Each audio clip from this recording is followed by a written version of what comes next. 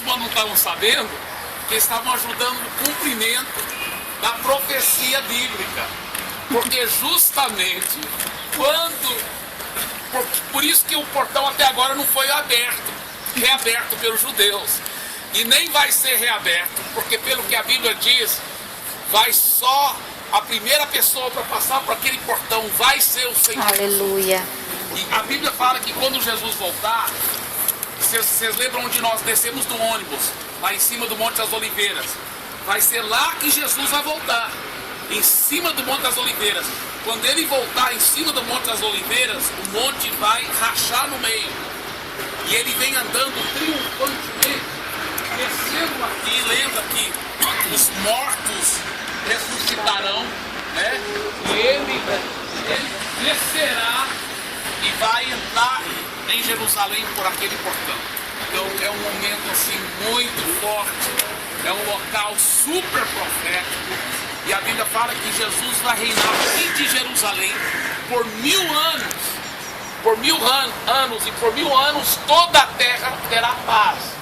E a Bíblia fala que Jesus que vai reinar sobre o mundo todo, e nós vamos governar com ele. Que privilégio. A nossa sede será aqui nessa cidade. Então acostume com essa cidade. Porque você vai estar dando um relatório, prestando conta aqui pro Rei dos Reis e Senhor dos Senhores. E ele é chamado Rei dos Reis porque nós vamos reinar com ele. Ele vai ser o rei sobre nós, os reis. Aleluia. Por isso que ele é chamado Rei dos Reis, porque nós também somos reis e rainhas. Mãe, eu posso dizer uma coisa ali sobre o que ele está falando? Então, internacional será Eu não sei dizer. mundial. Fala. Pastor, Querido, deixa eu tirar uma dúvida. sim, Moisés. Eu acho que eu sei porque que ele é rei dos reis. Sim, Não tem o rei Davi? sim, Ele mandava no rei Davi. é verdade. Por isso que ele é rei dos reis. É, e Que ele também- manda em todos os reis. E a Bíblia diz, Moisés, que todos nós cristãos seremos reis também. Nós vamos estar reinando juntamente com ele. Então ele vai ser o rei sobre nós, os reis. Então, o rei Moisés e o rei Jesus sobre o rei Moisés. Aleluia. Glória a Amém? Deus. Que bênção, que maravilha. Amém? Então, querido, nós vamos orar agora. Eu tenho certeza que Amém. vamos ser muito abençoados com essa palavra da minha querida esposa, a pastora Andréia. Aleluia, Deus. E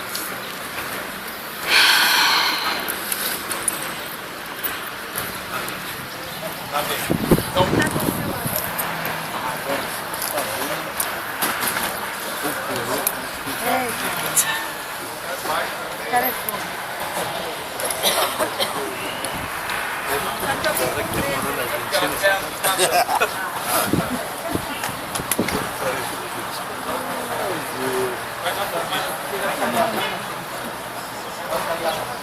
Tá, porque se vocês quiserem, depois eu dou essas gravações para vocês. Eu atrapalho um pouco agora, mas eu penso que vocês pagam depois.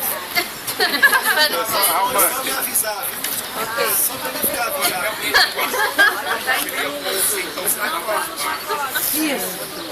Ou você tá aqui, ó. Aqui fica e agora? Tô aqui, ó, sentado aqui, não dava te filmar daqui, ó. Sim, vou tirar o Direitinho da Google, Zoom, tá? cara. Não quer, não? Que do Aí lado não mesmo, dá pra ficar, Ah, cai Marcílio, na ali, voz. embaixo das árvores.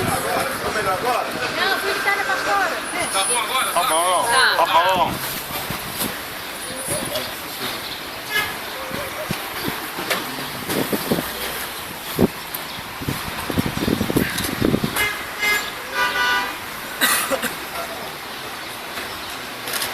Cadê o gordo? Guardou? Guardou? Guardou o gordo?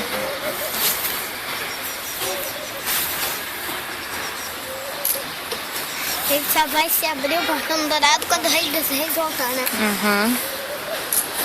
Aleluia. Não estou muito acostumada com essa coisa no meu ouvido e não poder segurar.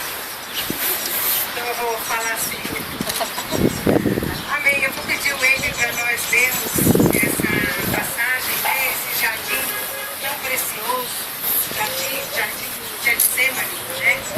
Na realidade, como o nosso guia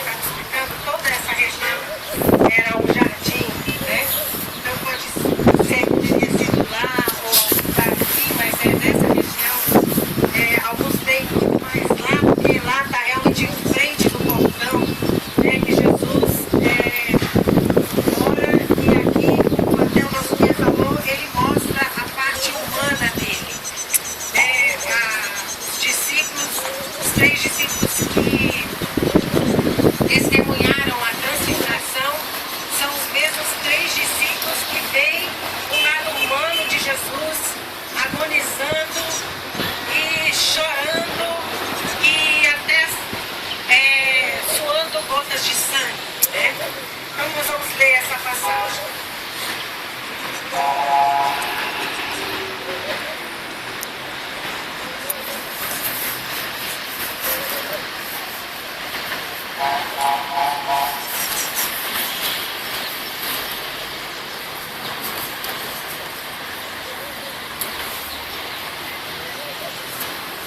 Então Jesus foi com seus discípulos para um lugar chamado Getsemane e lhes disse: sentem-se aqui enquanto vou ali orar. Levando consigo Pedro e os dois filhos de Zebedeu, começou a entristecer-se e a angustiar-se. Disse-lhes então: a minha alma está profundamente triste, uma tristeza mortal. Fiquem aqui e vigiem comigo. Indo um pouco mais adiante, prostrou-se com o rosto em terra e orou: meu Pai, se for possível, afasta de mim este cálice. Contudo, não seja como eu quero, mas sim como tu queres. Depois voltou aos seus discípulos e os encontrou dormindo. Vocês não puderam vigiar comigo, nem por uma hora? Perguntou ele a Pedro. Vigiem e orem, para que não caiam em tentação. O espírito está pronto, mas a carne é fraca. E retirou-se outra vez para orar. Meu Pai, se não for possível afastar de mim este cálice, sem que eu beba, faça-se a tua vontade. Quando voltou de novo, os encontrou dormindo, porque seus olhos estavam pesados. Então os deixou novamente e orou pela terceira vez, dizendo as mesmas palavras. Depois voltou aos discípulos e lhes disse: vocês ainda dormem e descansam? Chegou a hora, eis que o Filho do Homem está sendo entregue nas mãos de pecadores. Levantem-se e vamos, aí vem aquele que me trai.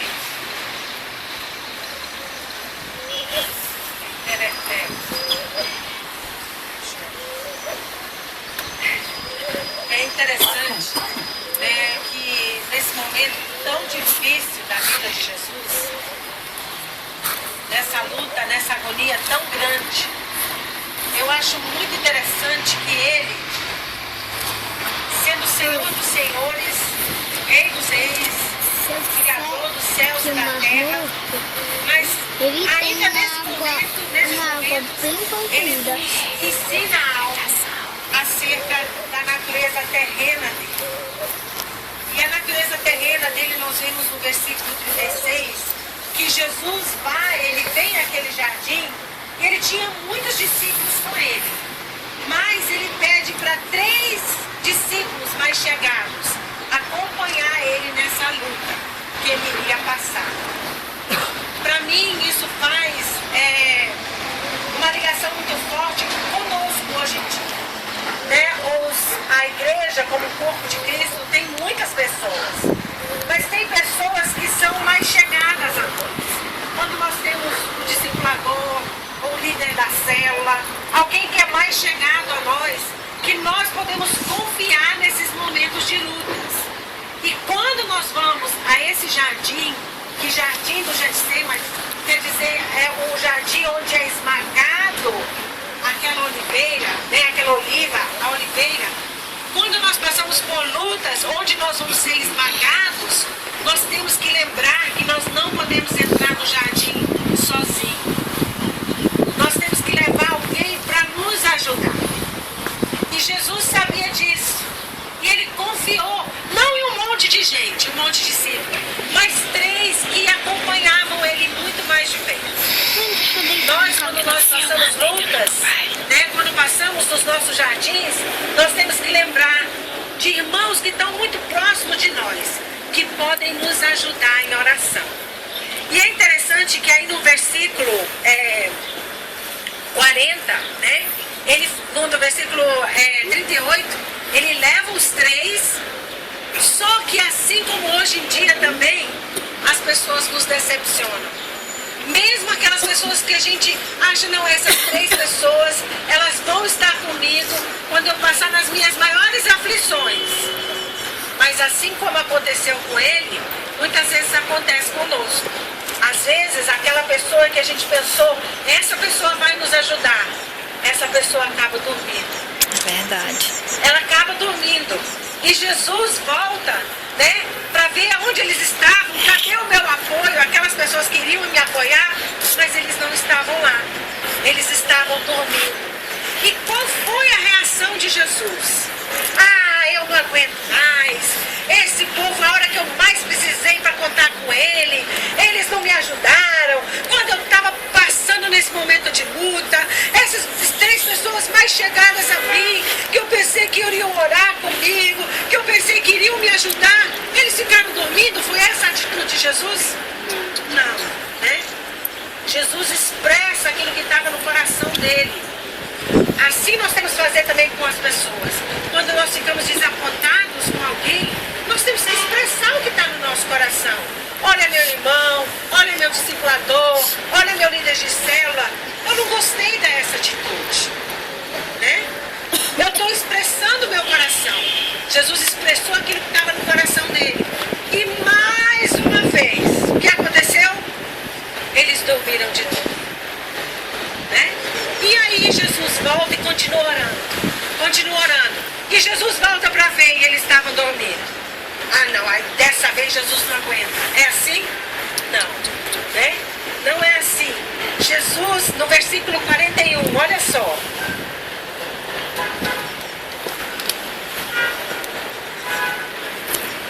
Vigiem e orem para que não caiam em tentação.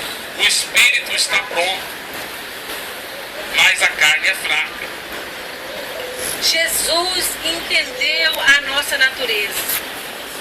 O nosso espírito está pronto, mas a nossa carne é fraca. O que é isso aqui? Ele sabia, esses são seres humanos, são susceptíveis a erros. Só vigiem, meu povo.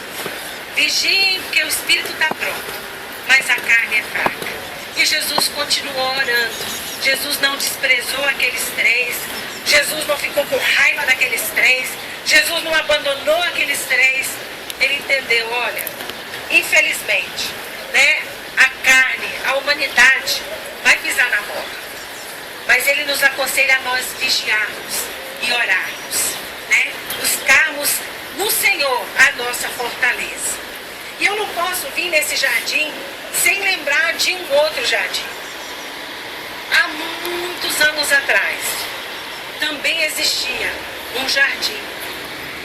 Um jardim chamado o Jardim do Éden. Né? Um jardim que era o jardim de deleite. Hoje nós estamos aqui e aquilo que Jesus passou nesse jardim era um jardim não de deleite, mas um jardim de ser esmagado, de sofrer ali. E um outro homem também. A Bíblia chama Adão no Jardim do Éden, o primeiro Adão. E Jesus, o segundo Adão, né? E eu coloquei aqui algumas características que nós podemos fazer essa comparação entre os 2 jardins. No primeiro jardim, o homem recebe uma palavra de Deus para cultivar, para cuidar daquele jardim. Nesse jardim, o último Adão, ele também recebe uma palavra de Deus. E essa palavra é que ele ia morrer pelaquele povo. No primeiro jardim, o homem dormiu. Adão dormiu.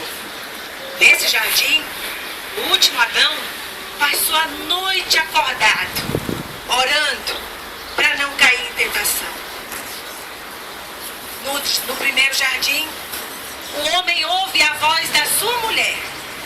Aqui, no segundo jardim, Jesus ouve a voz de Deus, do Pai. Não pode prender a mão não, tem que segurar assim, ó. Só aqui. Naquele jardim, não, o homem cai em tentação. E nesse jardim, Jesus, obedecendo a Deus, não cai em tentação. Naquele momento, ele quebra o poder, né, que foi dado naquele outro jardim. Quando Adão pecou, ele deixou a humanidade subjugada pelo pecado. Mas nesse jardim, quando Jesus obedece, ele quebra aquela maldição que foi dada no primeiro jardim. Naquele jardim, os anjos fecharam as portas. Nesse jardim, a Bíblia fala que os anjos vieram servir. Olha só, 2 jardins, 2 Adãos. Eu sei que aqui foi um lugar de muito sofrimento e muita dor para Jesus. Mas aqui também foi um lugar onde ele quebrou o pecado nas nossas vidas pela sua obediência. Diferente do outro Adão, ele escolhe a obedecer. Glória a Jesus. Obedecer. Por que ele fez tudo isso? Por amor a nós. Porque ele nos amou tanto que ele se entregou a si mesmo por nós. Nesse jardim, ele nos liberta do pecado. E agora a Bíblia fala, ele é o último Adão. Terminou aqui. E ele está contando com cada um de nós para continuarmos aquilo que ele começou. Se nós não continuarmos o que Jesus começou, o sacrifício dele será em vão. A Bíblia fala em Isaías 53, 11. Olha o que Jesus espera de nós hoje, pelo sacrifício que ele fez na cruz do Calvário e aqui nesse jardim também, porque foi aqui que ele começou a derramar o sangue dele. Não foi lá na cruz. O sangue dele começou a ser derramado aqui, quando ele decide a obedecer. Olha o que ele espera de nós. Isaías 53, 11. Depois do sofrimento de sua alma, ele verá a luz e verá o fruto do seu penoso trabalho e ficará satisfeito pelo seu conhecimento. O meu servo justo justificará a muitos e levará a iniquidade deles. Por isso eu lhe darei uma porção entre os grandes. Aleluia. Jesus verá o fruto do seu penoso trabalho e ficará satisfeito.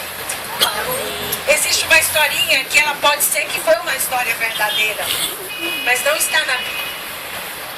Alguns trechos que eu vou falar está na Bíblia, mas é uma história que eu ouvi há muitos anos atrás. É a história de quando Jesus entrou no céu. A Bíblia fala, que no céu foi anunciado: levantai, ó portas, ó portais eternos, para que entre o Rei da Glória. Quem é o Rei da Glória? E as portas do céu se abriram e Jesus entrou triunfante. Você imagine só o triunfo de Jesus entrando no céu. E como nós estamos hoje aqui, Jesus veio entrando e todos que estavam no céu estavam com um olhar somente. Eles estavam fitos em Jesus. Eles queriam ver o que Jesus iria falar para eles. Então todos sentaram e começaram a escutar e perguntaram: Jesus, nos conte como foi a terra. E Jesus começou a contar. E ele disse: eu nasci de uma virgem, numa cidadezinha. E ele foi contando, e ele foi crescendo, e ele foi levado ao templo, e ele foi contando toda a sua trajetória aqui na terra. E ele contou que ele escolheu 12 homens. Aqueles homens, ele caminhou com aqueles discípulos, ele curou os enfermos, ele multiplicou os pães, ele levantou os mortos, ele andava por todo canto fazendo bem. E aqueles 12 homens que ele tinha escolhido presenciaram tudo o que ele estava fazendo.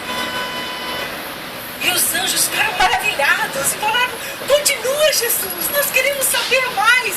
O que aconteceu? Ele disse: o que aconteceu é que eu entreguei a minha vida para salvar o povo da terra. E aqueles homens pelo qual eu investi a minha vida, que eu ensinei, que eu andei com eles, eles dormiram comigo, eles amanheceram comigo, eles andaram comigo, eles me viram diariamente. Aqueles homens, um por um, foram me deixando. No momento que eu mais precisei, eles me abandonaram. E eu fui pregado na cruz. E eles não estavam lá. Eles me abandonaram. E eu morri. E Jesus vai contando como foi a sua crucificação, como a sua carne caía em pedaços no chão pelas chicoteadas que ele levou. E Jesus vai contando. Mas ele disse: mas ao terceiro dia, Vocês levam uma coisa nas costas que é enorme de dor. Sabe o que é? É um negócio que ele bota assim, aí prende aqui nas costas. Aí quando mandei tira recados para eles. E eu fiz algo. Naquele momento no céu, todos os anjos fizeram assim. Ele falou: eu fui atrás daqueles homens, da minha igreja, e eu disse: toda a autoridade me foi dada no céu e na terra. Agora eu dou autoridade para vocês. O que vocês ligarem na terra terá sido ligado no céu. Eu dei toda a autoridade na mão da minha igreja. Naquele momento, o céu ficou um silêncio tão grande, mas tão grande. E um anjo teve a coragem de se levantar no meio das pessoas e disse: Senhor, me perdoe, mas eu preciso lhe perguntar algo. O Senhor está dizendo que o Senhor, tudo que o Senhor conquistou, o Senhor devolveu para a tua igreja?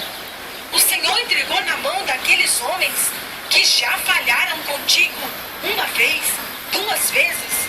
O Senhor entregou toda a autoridade de volta para eles?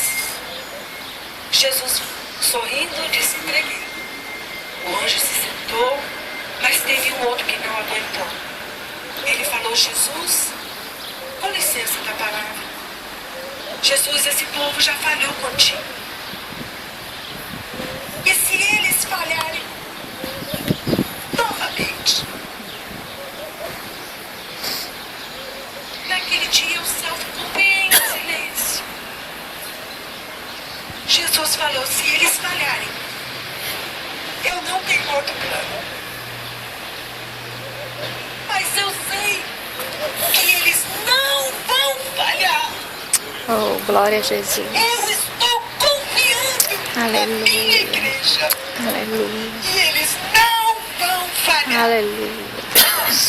Isaías fala: ele verá o fruto do seu penoso trabalho.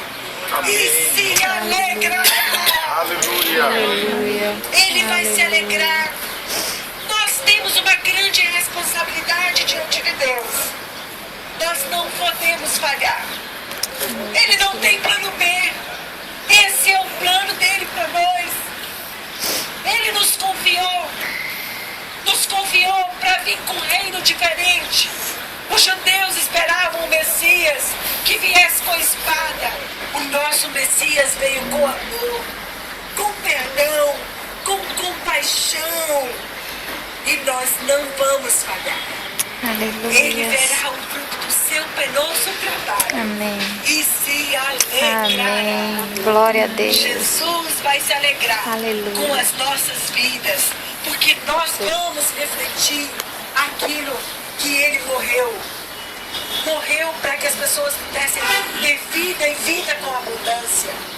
Hoje em dia ele não anda aqui fisicamente, mas nós andamos e carregamos dentro de nós o Rei dos Reis, o Senhor dos Senhores.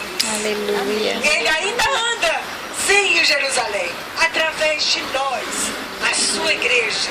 Quando nós amamos, quando nós ajudamos, quando nós temos compaixão, nós estamos levando Jesus para cada um, para cada uma das pessoas. Então esse lugar lugar de choro, sim. É um lugar de dor. Mas é um lugar de vitória. Aqui, Jesus escolheu a